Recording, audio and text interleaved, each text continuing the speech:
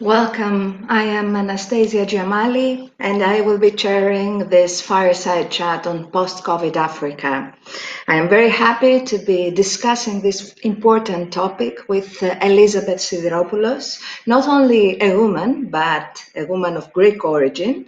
Elizabeth Sidiropoulos is the Chief Executive of the South African Institute of International Affairs. She is also on the United Nations High-Level Advisory Board on Economic and Social Affairs. She is a very strong and dynamic and passionate woman in what she does, and I'm very happy I met her. So without further ado, I'd like to start. Hello, Elizabeth. It's great to have you here with us. It's great to be there. Are you ready? I'm ready. Let's go then. Elizabeth, COVID is a setback for the whole planet. What are the particular challenges Africa is facing, given the fact that the sanitary dimensions were not as devastating for the continent as other parts of the world? A community response was the chosen path for Africa. Is that because the continent has suffered from pandemics in the past? You know how to deal with these things. Absolutely. Both the Ebola pandemic, which certainly was regionally focused over a number of years on and off in West Africa and in Central Africa, and then a much bigger pandemic, which was, of course, that of HIV/AIDS.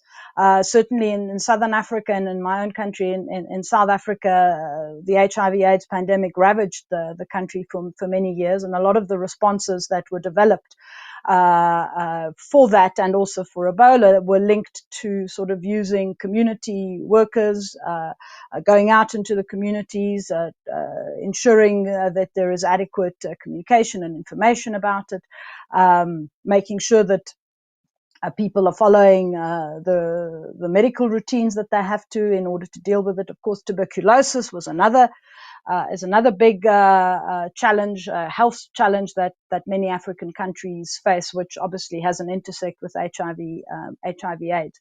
Taking it to a much broader sort of scale, of course, some of the challenges that African countries faced relate to the structure, the nature of their economies, the fact that when the pandemic hit last year, many of the countries had built up significant debt, which only became much worse as the pandemic rolled out. So the fiscal space that they had at their disposal to be able to provide social protection and so on, and to really provide stimulus into the economy was really very limited. And related to that, of course, social issues, a really weak public health infrastructure, which I think importantly was why Africa got together quite early on through the African Union in February and March of last year to coordinate a response, recognizing that, if they were looking at some of the possible predictions of 5 million deaths as a result of COVID on the continent, the health infrastructure and the economy would just not be able to cope. And I think a combination of sort of responding to the pandemic in ways that they had already built up, as well as coordinating, sharing lessons learned and so on, meant that from a health perspective, at the very least, the number of fatalities was really significantly reduced. The one country, of course, with the highest number is South Africa, but again, much more contained than what the original predictions were. Is it true that the average age in Africa right now is 19 years old? Yeah, that's correct. That's amazing. Then, anyways, let me take you to the digital divide. I'm reading it's huge. Has it affected the way you tackled the situation? So, one of the structural challenges that Africa faces is that many of the economies are highly informalized. Even a country like South Africa, which has a fairly sophisticated economic system compared to other parts of the continent, has many people operating in the informal sector. Lockdowns, of course, don't really help the informal sector. The informal sector needs to be able to set up a little stall at the corner of the train station or the bus station and so on. And a lot of that was not possible. So informalization, where people are not actually working in offices, meant that many people lost their jobs or their livelihoods, because we're not really talking about jobs. People like myself, the middle classes in many African countries, which have access to digital infrastructure, continued as normal. But it did exacerbate, COVID has exacerbated and highlighted the absolute imperative of really being able to roll out digital infrastructure, being able to create greater digital literacy, not just in urban areas, but across the continent. I think the potential is there. If you think of mobile banking, Africa has been one of the pioneers of mobile banking. 50% of mobile banking across the world actually happens in Africa. So the potential is there. The infrastructure is necessary. But then I'm going to put in another rider there, and that relates to the global system and the digital economy and digital taxation. And one of the biggest problems that the African continent faces is that while this is a growing consumer market for digital goods and services, and the young population, I think, contributes to that. It's also because of the way in which the international tax rules are made, means that many African economies actually don't benefit at all in terms of their domestic revenue from the digital economy, and that is obviously a discussion on the global stage. But it's such a critical one when we're talking about the digital economy. That's a very interesting point. I'll come back to that later. I want to take you to the whole vaccine discussion. In Europe, this is what everyone is talking about. Can we be discussing about post-COVID Africa, given the fact that the vaccination rate is one, quite low, and two, there is what we refer to as vaccine nationalism. Is COVAX the solution, or is it a last resort solution? So clearly, COVAX is not the first solution, is not the solution that has brought vaccines quickly to Africa, and that's not COVAX's problem. That's just the way in which The world the is. vaccine, Mhm. the world is, and the way in which the vaccine program has been rolled out. I think African countries and particularly South Africa, because this was a very vocal debate here a couple of months ago, sort of relied on multilateral processes. COVAX was a really great way of getting vaccines to developing economies. For low-income countries, obviously funding them. For middle-income countries, creating the platform, although obviously middle-income countries were funding their own way. We can, of course, talk about a post-COVID recovery in Africa, or a situation. It's just that it's not clear it's going to happen very quickly, and that we will be able to go back to the levels we were experiencing in terms of economic growth and per capita income that we were experiencing before the pandemic. And that is because of the vaccines and the ability to return to normalcy. If we cannot roll out vaccines in Africa quickly enough, the economy itself takes a slump. I think it was a couple of weeks ago that the IMF managing director said that vaccine policy is actually economic policy. But COVAX will only account for about, I think, 2% of the African population, if that's the only way we rely on it.